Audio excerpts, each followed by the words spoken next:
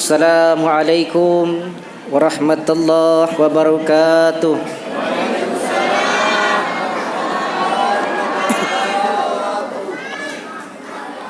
Alhamdulillahi rabbil alamin. Wassalatu wassalamu ala asyrafil anbiya wal mursalin wa ala alihi wa sahbihi ajma'in, amma ba'du. Alhamdulillah, atas izin Allah Tuhan yang maha pengasih, yang kasihnya tiada pernah untuk pilih kasih.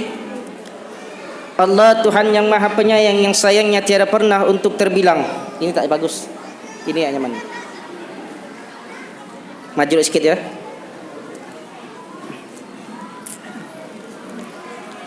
Salawat serta salam hanyalah tercurahkan untuk junjungan kita baginda Rasul Muhammad sallallahu alaihi wasallam. Alhamdulillah,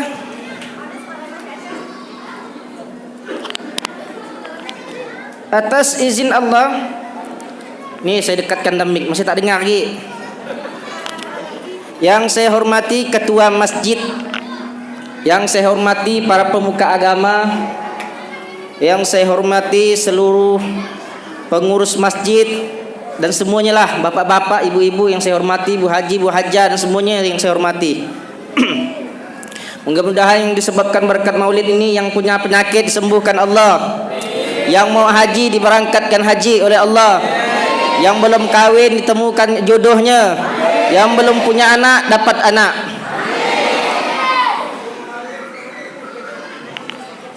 Kita memperingati Bulan Maulid untuk memperingati sejarah ringkas sekelumit dari perjalanan Rasulullah Muhammad sallallahu alaihi wasallam.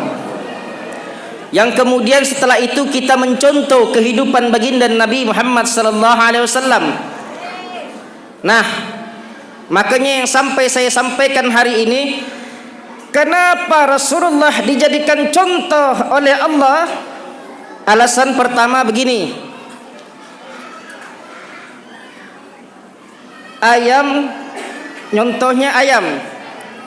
Kalau ada ayam, ada orang ayam disuruh nyontoh kambing, itu yang nyontoh tak punya otak.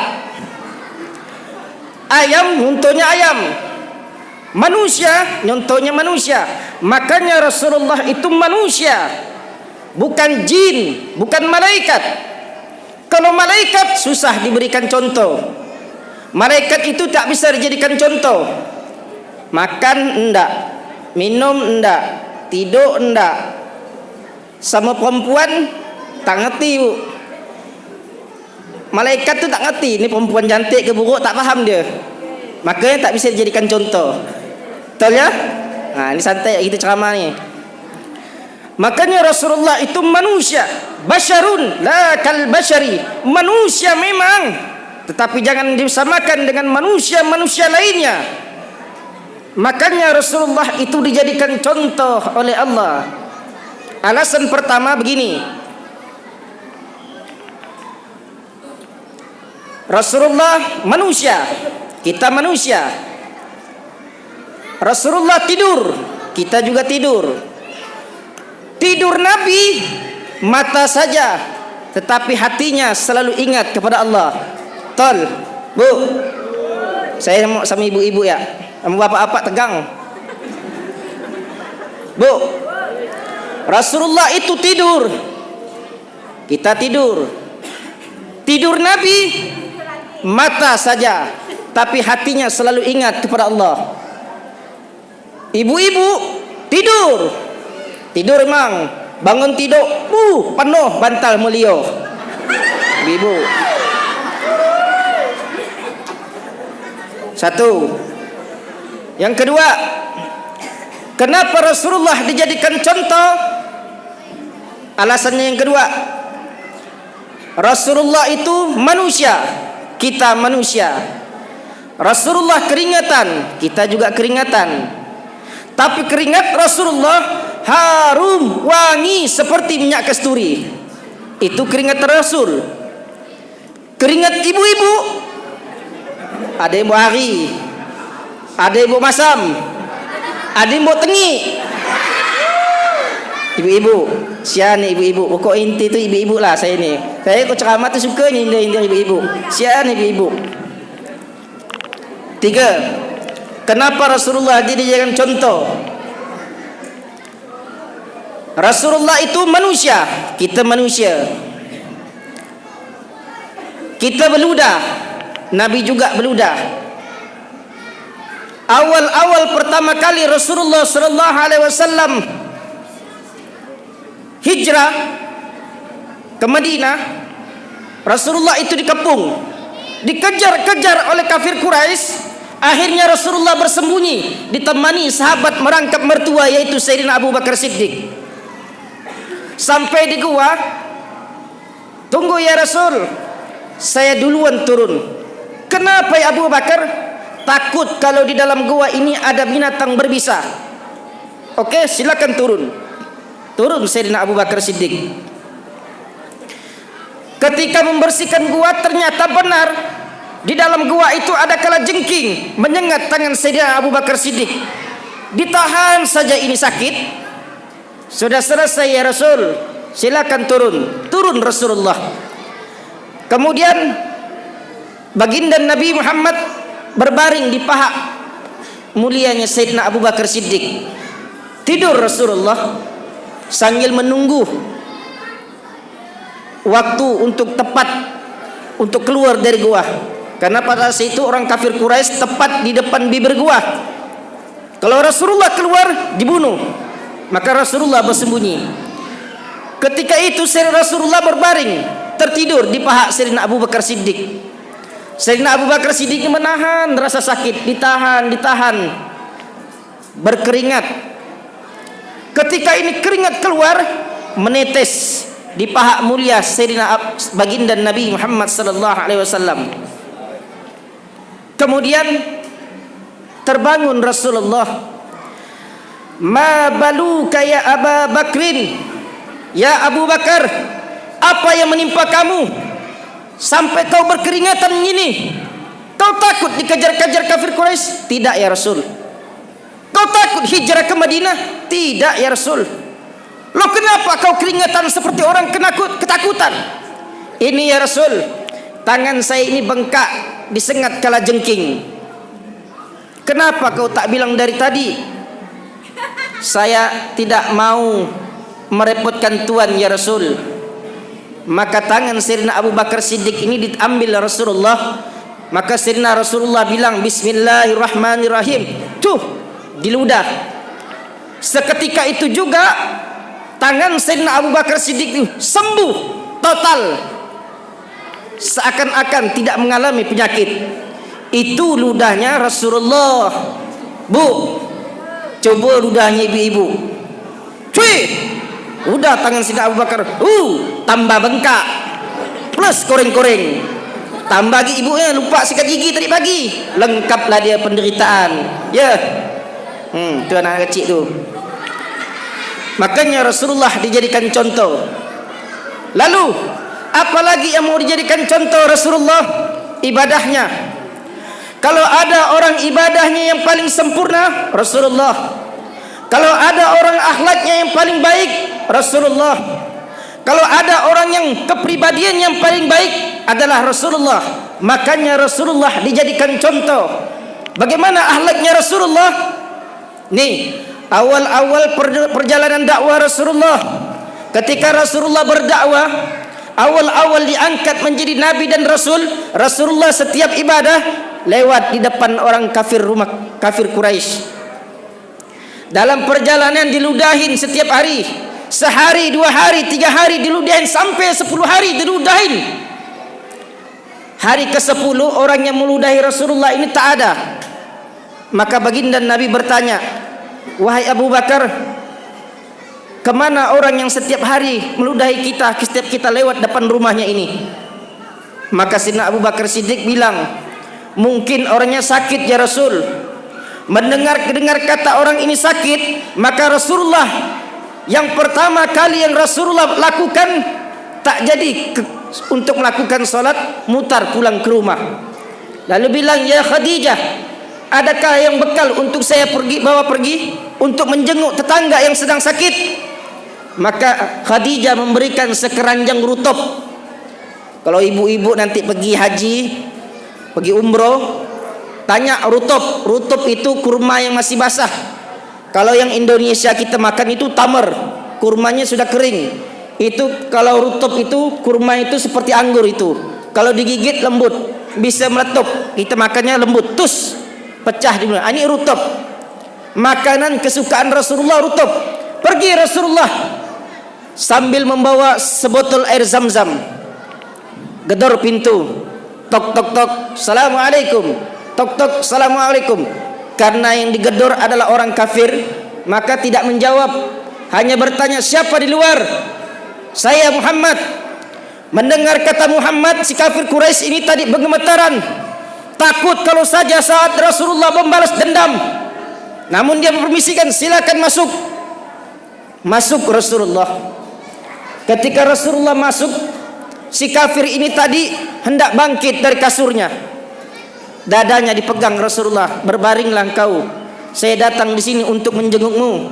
Kemudian Rasulullah memberikannya air Zam-Zam untuk dipinum. Setelah itu diberikan 3 suap buah kurma. Setelah itu Rasulullah memberikannya doa. Setelah itu Rasulullah permisi pulang. Kalau begitu saya permisi. Ketika Rasulullah hendak membalikkan badannya, si kafir Quraisy ini tadi memegang jubah Rasulullah yang mulia. Apa katanya? Ya Muhammad, sesungguhnya Abu Jahal, Abu Lahab lah yang memerintahkan saya agar meludahi engkau setiap hari.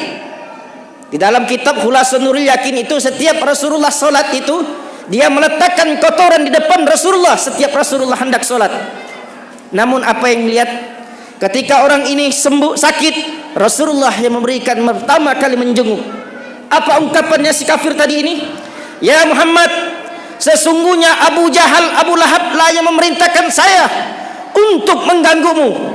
Namun setelah 10 hari saya sakit, dia tak menjenguk saya ya Muhammad. Ya Muhammad, Ishhadu asyhadu an la ilaha illallah wa asyhadu anna Muhammadar Rasulullah. Ya Muhammad, dengarkanlah, asyhadu an la ilaha illallah wa asyhadu anna Muhammadar Rasulullah. Masuk Islam orang ini disebabkan akhlak Nabi Muhammad yang mulia. Inilah contoh teladan bagi kita. Memang sulit untuk mengikuti akhlak Nabi Muhammad ini, sulit. Tetapi tak ada yang sulit bagi orang-orang yang telah mempelajari akhlak Nabi Muhammad. Dan akhlak Nabi Muhammad ini tidak dapat kita mencarinya di ilmu SMP, SD, SMA. Di perguruan tinggi tidak akan kita temukan akhlak Rasulullah. Yang ada di pondok-pondok pesantren. Ini akhlak Rasulullah. Yang kedua, ketika Rasulullah SAW berdakwah di kota Taif 2 bulan 10 hari, tak sanggup berhadapan dengan gangguan kafir Taif, keluar Rasulullah. Tak sanggup. Orang-orang di sini tidak bisa diajak berdakwah, selalu mengancam dakwah kita. Dapat perintah dari Allah, Muhammad keluar, kembali lagi ke Mekah. Ketika Rasulullah pulang dari keluar dari kota Taif, dikejar-kejar Rasulullah. Dikejar-kejar Rasulullah oleh penduduk Taif. Dilempari dengan batu, dihujami dengan panah. Bersandar Rasulullah bersembunyi di bawah pohon kurma. Nih pohon kurma nih, anggap ya ini pohon kurma. Sandar Rasulullah di bawah pohon kurma. Kenapa? Alisnya patah, giginya patah. Ini apa nama ini? Biji mata betis kini nama. Biji mata ni pecah, tak bisa berjalan. Berbaring Rasulullah di bawah pohon kurma. Ketika itu apa yang terjadi? Turun Sayyidina Jibril.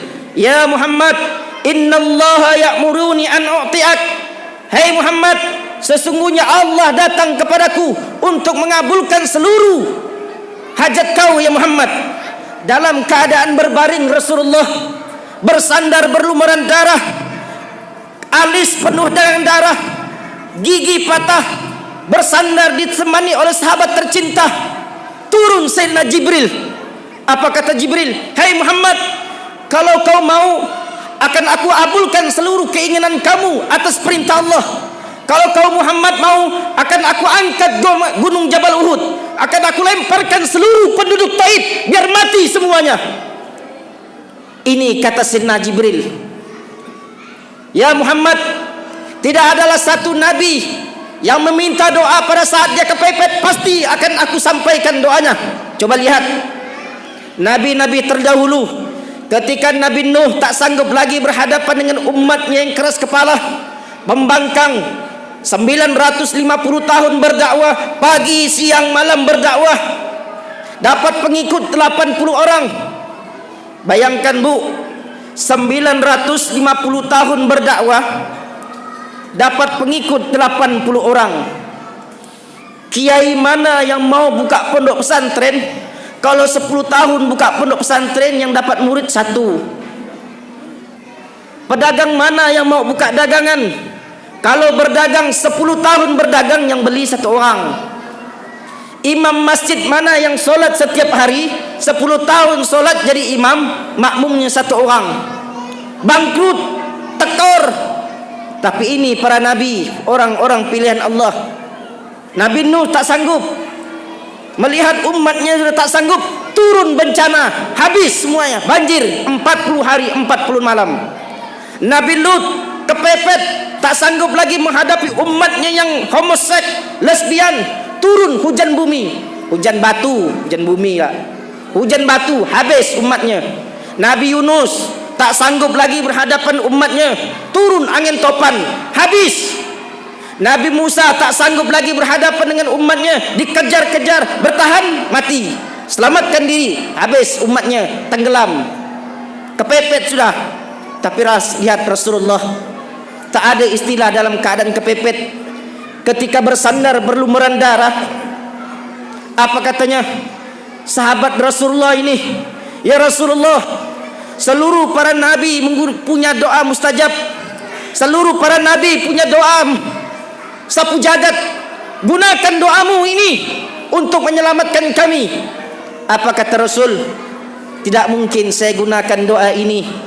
Doa ini akan saya sampaikan, doa ini akan saya ucapkan untuk umat saya nanti di padang mahsyar. Disimpannya, kepepet disimpannya, saking cintanya Nabi kepada kita. Ini umat-umatnya kayak gini nih. Syafaat itu diberikan kepada orang yang 50%. Solat rajin, curinya tekun, baca Quran rajin, ngomongkan orang nomor 1, sedekahnya banyak, korupsinya lebih banyak pada sedekahnya. Ini 50%.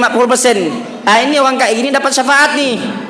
Ada bahannya. Contoh, kita ini punya baju koyak-koyak, itu yang tampal. Masalahnya kalau baju tak punya, apa yang nak tampal? Masalahnya kalau di dunia tak pernah solat, apanya yang nak tampal? Masalahnya kalau tak puasa di dunia, apa yang nak tampal? Syafaat itu penyempurna dari amal-amalan yang kurang. Kalau di dunia tak pernah solat, kalau di dunia tak pernah baca Quran, kalau di dunia tak pernah sedekah, apa yang nak disyafaatkan Rasulullah? Di dunia tak pernah mencintai Rasulullah sebagai nabinya, apa yang nak dikasih Rasulullah? Makanya solat, soal terima tak terima itu urusan Allah belakangan. Kayaknya solat tu yang orang paling pintar tu, solat jadi makmum. Nanti kan ada Nabi Muhammad yang nanggung. Gitu orang paling pintar solatnya. Ya, Pak, betul. Tak ada seorang yang paling cinta sama kita di dunia ini kecuali Rasulullah. Dari mana? Nih saya kasih tahu. Kasih bocoran. Bu, saya kasih bocoran. Ketika Rasulullah Muhammad terlahir ke alam dunia dalam keadaan posisi tersujud, tak ada yang diucapkan Rasulullah dalam keadaan sujud kecuali ummati, ummati, ummati. Dalam keadaan sujud, bertepatan tanggal 12 Rabiul Awal di Senin hari, Rasulullah terlahir dalam keadaan sujud mengucapkan ummati, ummati. Nabi Muhammad kepingin umatnya ini ditutupin aibnya oleh Allah Subhanahu wa taala. Coba lihat umat-umat terdahulu sebelum Nabi Muhammad, ada zaman Nabi Musa, kalau umatnya habis maksiat, di rumahnya tertulis fulan bin fulan habis maksiat.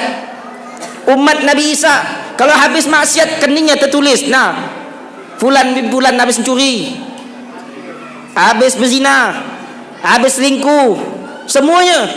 Tapi ingat, ketika Nabi Muhammad SAW terlahir ke alam dunia, aib semua umatnya ditutupi. Nih kita ini, kita yang mulia di sini nih, kita yang dihormati di sini bukan karena kita orang alim. Kita yang dihormati pada saat ini bukan karena kita orang kaya.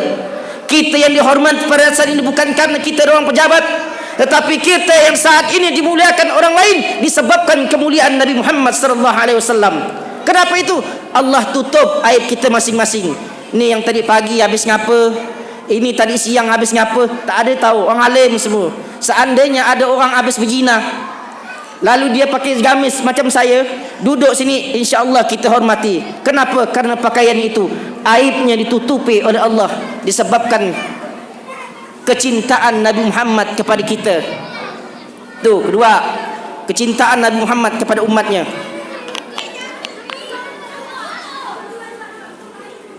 Bu, terus ke? Ni bagaimana gaya akhlaknya Rasulullah? Tak sanggup berdakwah lama-lama di Mekah, 13 tahun di Mekah, dapat pengikut sikit, dapat perintah dari Allah, Muhammad hijrah kau ke Madinah, berdakwah kau ke Madinah. 10 tahun Rasulullah berdakwah di Madinah. Apa yang didapat Rasulullah? Ada perempuan. Bu, nah tengok saya, tak usah asir, tengok saya ni, banyak-banyak ustaz paling ganteng tu di dunia ni saya lah. Tengoklah saya ni, ganteng, awet muda, tak nampak tuanya, bininya satu, kurang satu lagi. Dengar ni, ketika Rasulullah berdakwah di kota Madinah, 10 tahun Rasulullah berdakwah di kota Madinah. Di dekat pasar Madinah ada perempuan tua, krepot, kisut, matanya buta, beragama Yahudi. Apa pekerjaannya? Mencaci maki Nabi Muhammad. Apa katanya? Hai penduduk Madinah, jangan kau percaya Muhammad. Muhammad itu pendusta, mengaku dirinya Nabi, penutup akhir zaman. Jangan kau percaya, dia itu pendusta. Hati-hati kau sama dia. 10 tahun.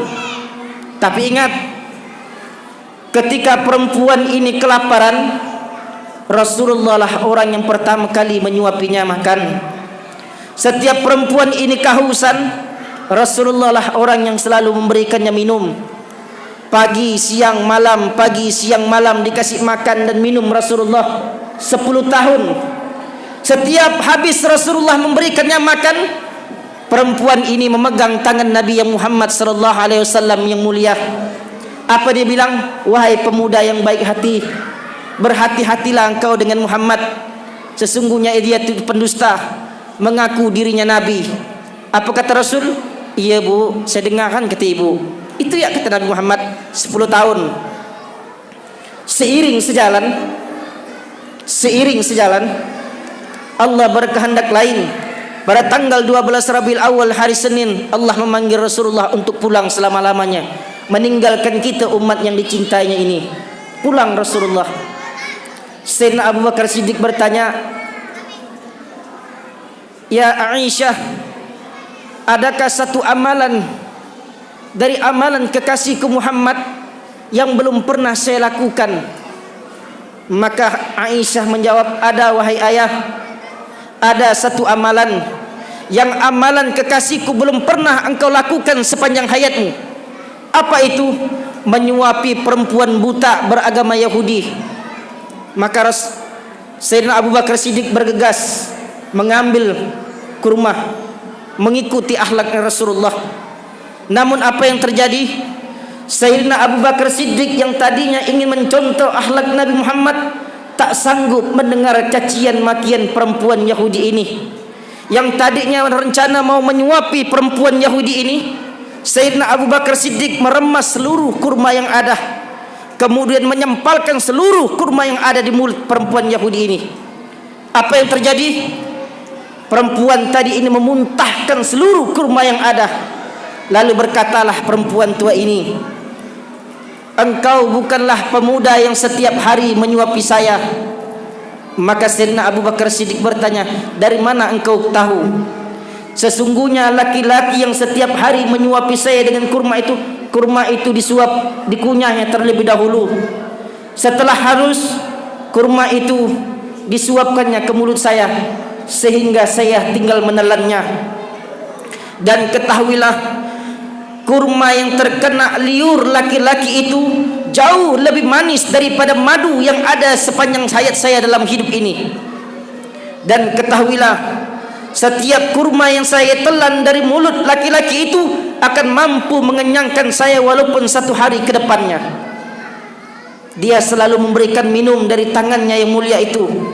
Maka Sayyidina Abu Bakar Siddiq berkata, wahai ibu, laki-laki yang setiap hari menyuapi engkau telah pergi meninggalkan kita, meninggalkan saya, meninggalkan anda buat selama-lamanya. Mendengar ucapan itu, ibu tua ini menangis sejadi-jadinya. Lalu Sayyidina Abu Bakar Siddiq permisi. Dalam keadaan beruraian air mata, Sayyidina Abu Bakar Siddiq berkata, ya Rasulullah, alangkah mulianya akhlakmu. Engkau setiap hari dicaci maki masih mampu berbuat baik kepada orang-orang yang jelas memusuhimu, ya Rasulullah. Maka Sayyidina Abu Bakar hendak permisi. Ketika hendak permisi, perempuan ini memegang jubah Sayyidina Abu Bakar Siddiq, lalu berkata, wahai pemuda, kalau saya boleh tahu siapa sih laki-laki yang setiap hari yang memberikan saya makan dan minum?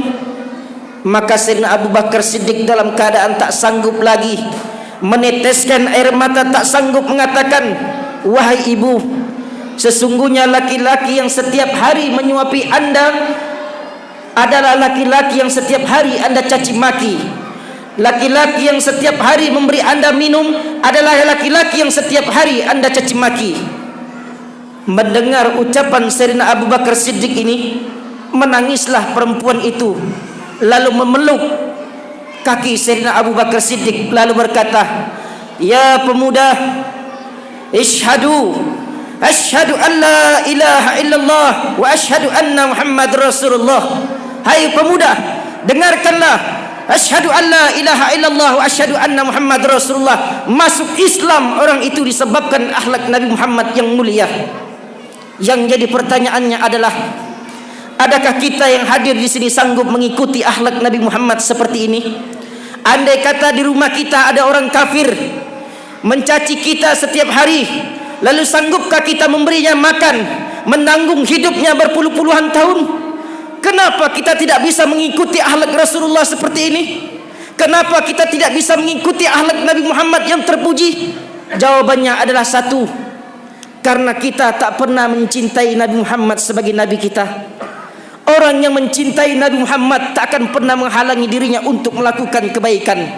Sehingga Al-Alim Al-Alama Sayyid Muhammad Al-Yamani mengarang sebuah kitab, yang kitab ini beliau beri nama Allimu auladakum bihubbin Nabi sallallahu alaihi wasallam, yang artinya, hai orang-orang tua, ajarkan anak-anak kalian untuk mencintai Nabi Muhammad. Siapa saja seorang anak kalau telah mencintai Rasulullah, siapa saja seorang anak mencintai Nabi Muhammad, maka jaminannya adalah pasti anak itu akan berbakti kepada kedua orang tuanya.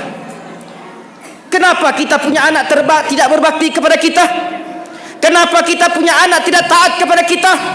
Karena kita tak pernah mengajarkan anak-anak kita untuk mencintai Nabi Muhammad sebagai nabinya. Kenapa kita tak pernah mengajarkan anak-anak kita mencintai Nabi Muhammad? Jawabannya adalah karena kita sebagai orang tua tak pernah mencintai Nabi Muhammad sebagai nabi kita. Itulah alasannya kenapa kita punya anak durhaka. Itulah alasannya kenapa kita punya anak durjana. Karena kita sebagai orang tua tak pernah mencintai Nabi Muhammad sebagai nabinya. Saat ini orang-orang kafir datang untuk melecehkan Nabi Muhammad. Saat ini ada orang kafir untuk merecehkan Nabi Muhammad, menghina Nabi Muhammad. Apa perjuangan kita untuk Nabi Muhammad? Apa pengorbanan kita untuk Nabi Muhammad? Ibu, bu, nih dengarkan nih, santai. Ketika Rasulullah nazak, tahu nazak, sakaratul maut, datang Sayyidina Jibril sama malaikat maut. Ya Muhammad, apa yang kau inginkan? Kalau kau mau, umurmu akan dipanjangkan oleh Allah. Kalau kau mau, intan berlian semuanya akan diberikan keturunanmu. Enggak, kata Nabi Muhammad. Lalu apa yang kau inginkan? Walan ardo ummati dahalan nar. Ya Muhammad, ya Jibril, saya tak ridho satu saja umat saya masuk ke neraka jahanam. Datang perintah dari Allah. Hai Jibril, kasih tahu Muhammad, sesungguhnya aku haramkan surga kepada nabi-nabi beserta umatnya, kecuali engkau ya Muhammad masuk surga terlebih dahulu sama umatmu. Itu keindah.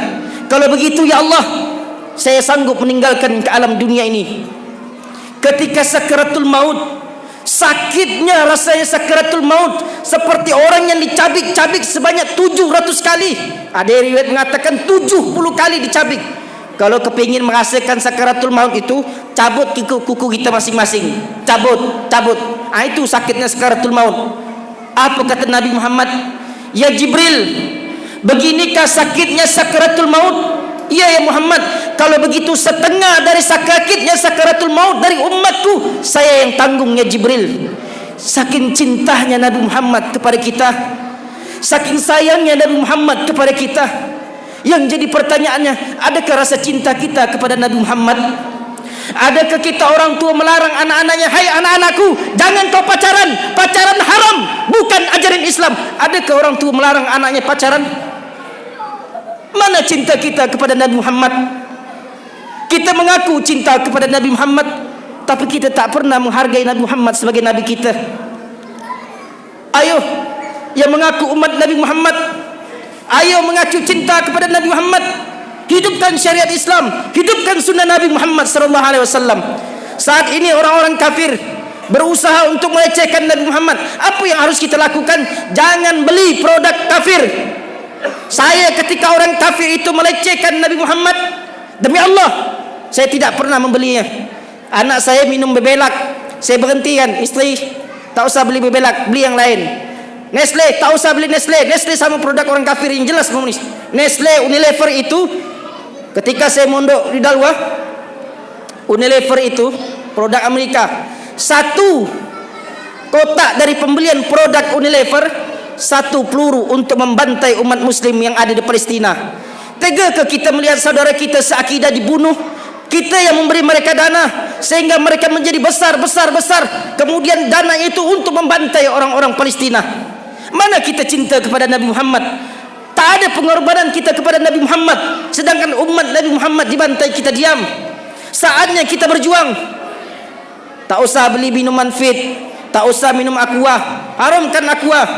Apa gitu produknya? Fat Fit, Aqua, Bebelat, SGM, tak usah dibeli. Masih banyak susu yang lain. Orang yang mencintai Nabi Muhammad akan berkorban untuk Nabi Muhammad. Nih, saya terus terang, saya bukan orang alim-alim benar, tapi saya tidak ada yang bisa menjadikan contoh kecuali guru saya. Guru saya itu tak ada dia keluar rumah kecuali dia bertemu sama orang tuanya, dia cium tangan orang tuanya, dia cium kaki orang tuanya, dia cium kening orang tuanya. Kenapa? Kepingin mendapatkan kecintaan Nabi Muhammad. Maka saya sendiri lakukan itu. Ketika setiap Idul Fitri, demi Allah, saya cium kaki mak saya, menangis mak saya. Kenapa saya lakukan? Saya kepingin mendapatkan kecintaan guru saya. Dengan guru saya mencintai saya, pasti Rasulullah mencintai saya. Maka saya lakukan seperti ini. Adakah orang tua seperti ini yang ketika lebaran Idul Fitri datang anak-anak kita, maafkan pak, saya pak, cium kaki kita? Adakah anak-anak kita mencuci kaki kita lalu meminum airnya? Ada enggak? Kalau tak ada, artinya kita belum pernah mengajarkan anak-anak kita untuk mencintai Nabi Muhammad. Kenapa kita tidak bisa mencintai Nabi Muhammad? Kenapa kita tidak bisa mengajarkan anak-anak kita untuk mencintai Nabi Muhammad?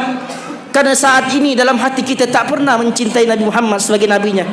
Akhlaknya Nabi Muhammad, tidurnya Nabi Muhammad, bagaimana hilangkan sifat dengki. Tak ada di dalam dunia manusia ini pasti ada rasa dengki. Tak ada di dalam dunia ini pasti manusia itu mempunyai sifat dendam. Tetapi bagi orang yang sudah mencintai Nabi Muhammad, pasti akan sirna itu demi kecintaan Nabi Muhammad. Rasulullah telah berjanji, kata Rasulullah, man ahyati sunnati faqad ahabbani wa man ahabbani kana ma'i fil jannah. Barang siapa yang menghidupkan sunnah-sunnahku, pasti orang itu bersama aku di surga nanti. Dan barang siapa orang itu bertemu dengan aku, pasti dia akan jaminan Allah bersama Rasulullah di surga.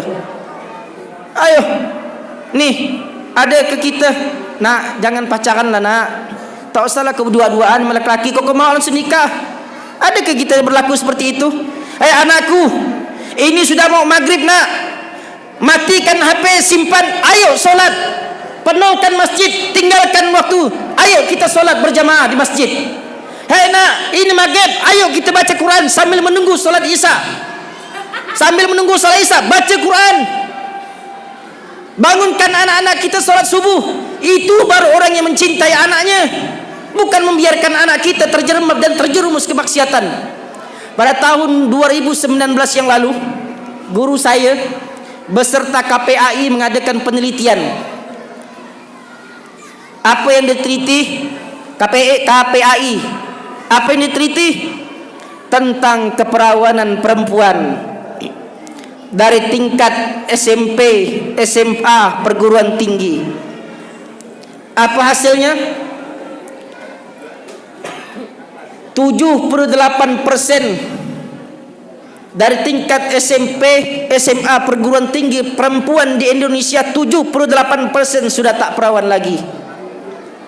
Belum menikah, belum terikat dengan pernikahan, tapi sudah tak perawan. Kenapa ini?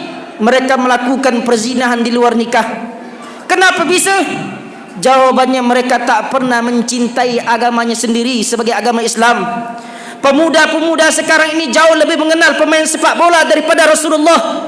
Anak-anak muda zaman sekarang, perempuan-perempuan ini lebih mengenal artis-artis Korea, artis-artis Inggris daripada akhlaknya Rasulullah.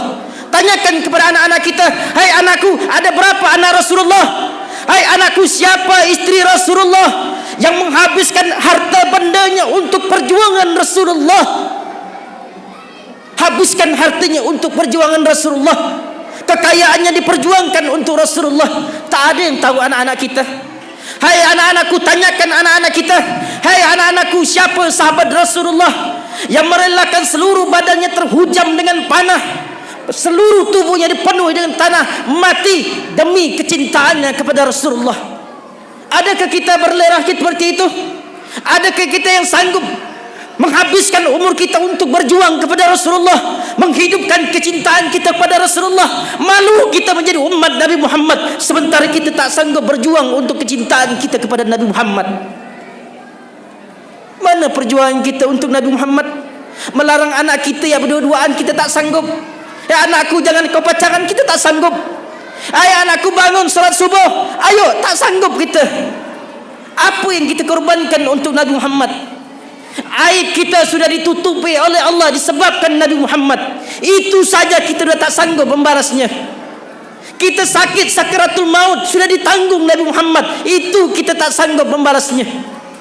Adakah kita bangunkan anak-anak kita untuk solat? Matikan TV, tinggalkan, ayo solat. Adakah di antara orang tua memeriksa HP anak-anaknya? Apa yang ada di isi HP anak-anaknya? Tak ada. Malu kita menjadi umat Nabi Muhammad, tapi beruntung kita menjadi umat Nabi Muhammad.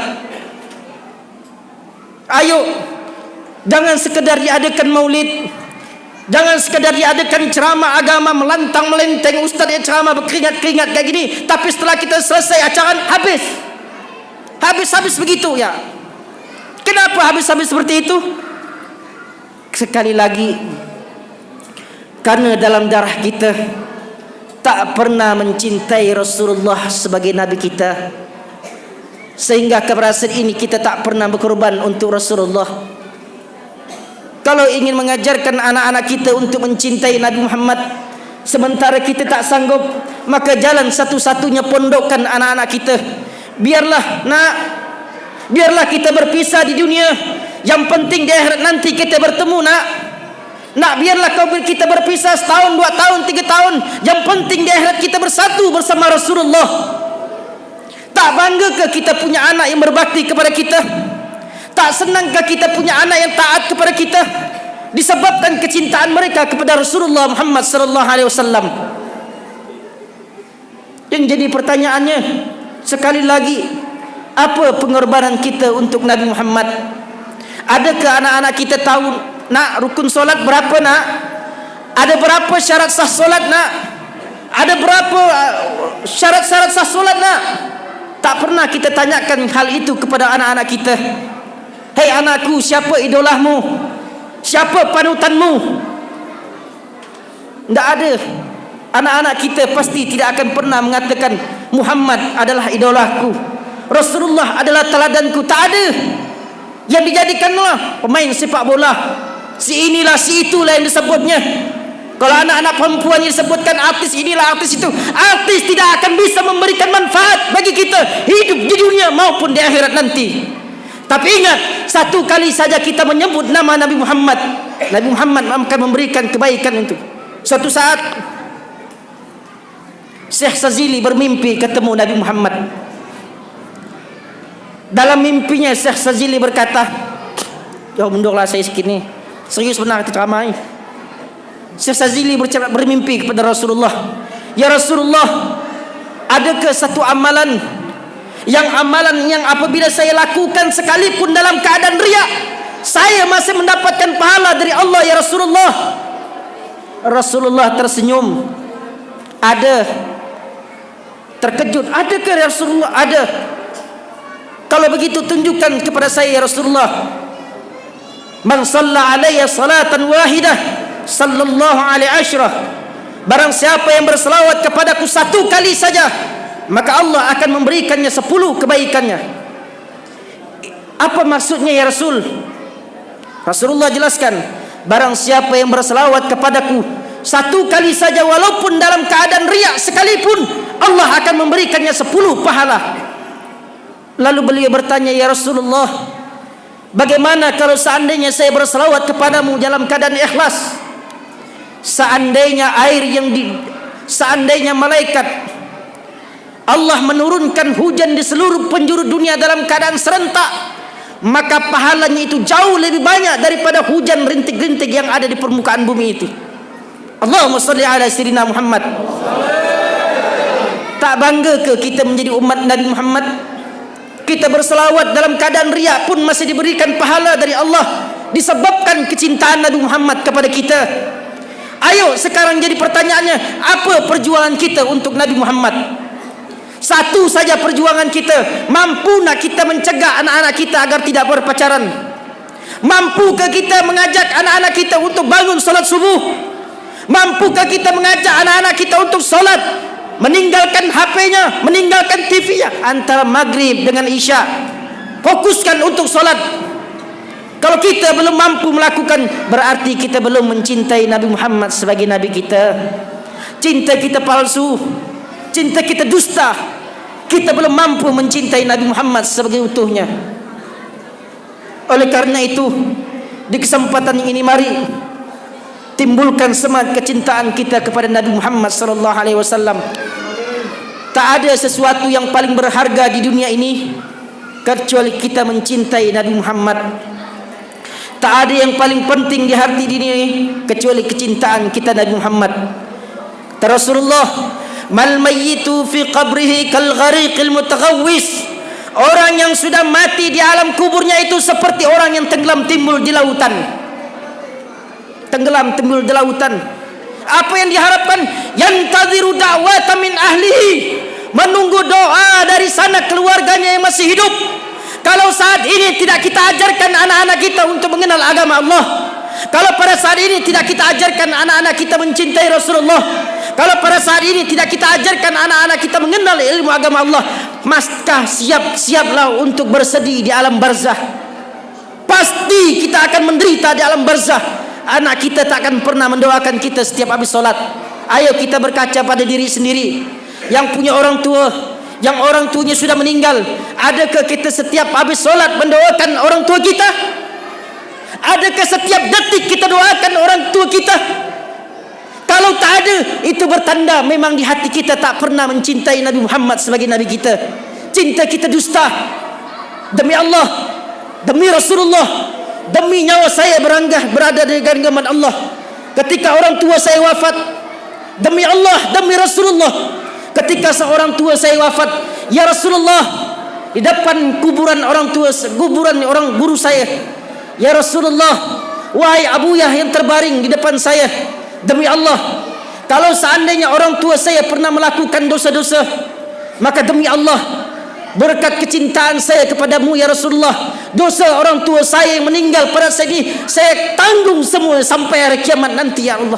Itu janji saya di hadapan Rasulullah, di hadapan kuburan guru saya. Saya berjanji, ya Allah, ya Rasulullah, wahai Abuyah guru saya, dosa bapak saya meninggal pada saat ini saya yang tanggung semuanya. Karena apa? Saya kepingin mencintai Rasulullah seutuhnya. Ini yang saya lakukan.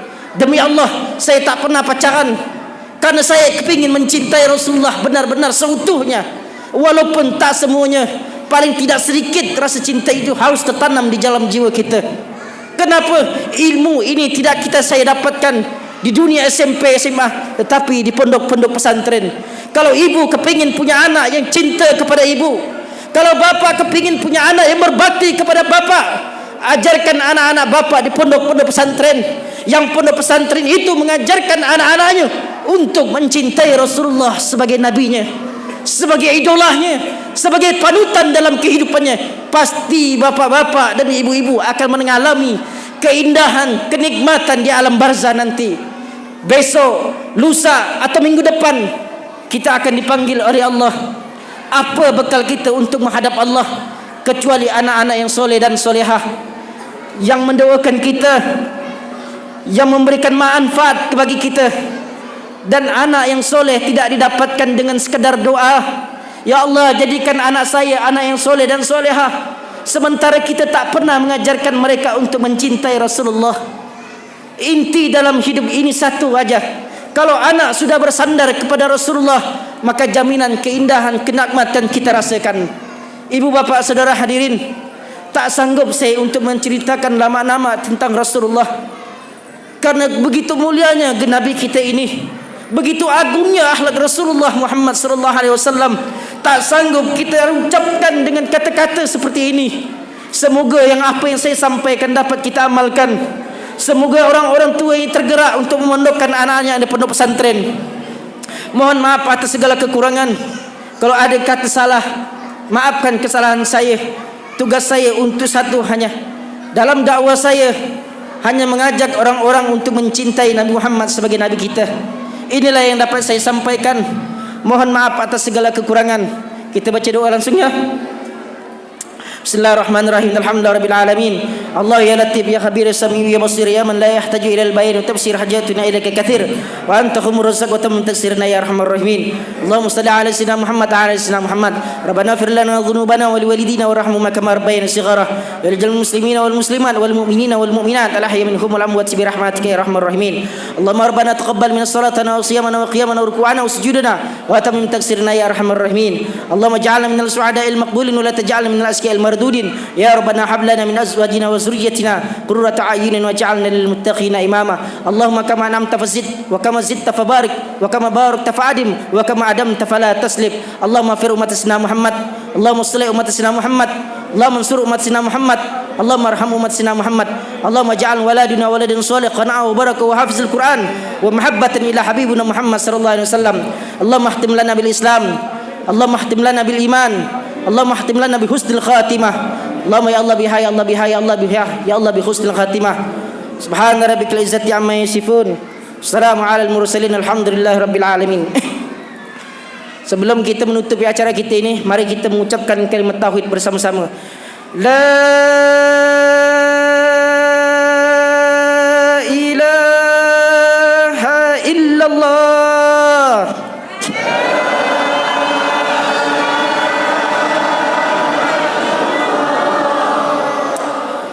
La ilaha illallah.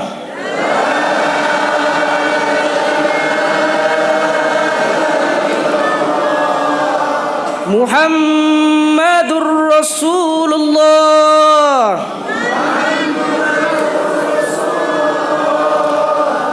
Inilah yang saya sampaikan. Mohon maaf atas segala kesalahan dan kekurangan. Semoga Allah menggerakkan hati kita semua untuk menjadi orang-orang yang taat kepada Allah, yang mencintai Nabi Muhammad sebagai nabinya. Semoga Allah mudahkan urusan kita, Allah kabulkan hajat kita, Allah jadikan anak-anak kita yang soleh dan solehah. Yang punya penyakit disembuhkan oleh Allah disebabkan maulid Nabi Muhammad. Yang belum punya rumah dikasih rumah oleh Allah disebabkan maulid Nabi Muhammad. Assalamualaikum warahmatullahi wabarakatuh.